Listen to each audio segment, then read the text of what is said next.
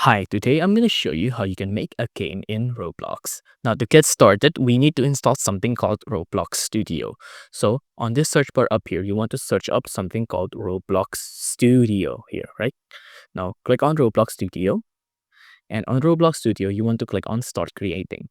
Now, you can see I already have Roblox Studio installed, but if you don't, click on this Download Studio, and then it'll install Roblox Studio on your computer like this, right?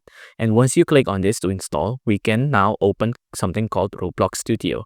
So click on Open Roblox Studio like this, and you'll open our app. Now this is their game engine, right? And we're gonna use this to make games.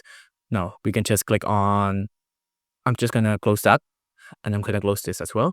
Now you can start making games. There's also a lot of pre-made templates here you can already use. So for example, a platformer here.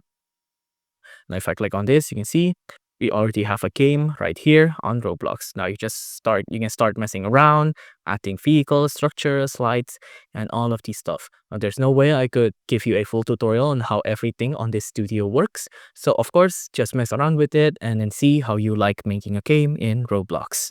If you like this video, please consider liking and subscribing.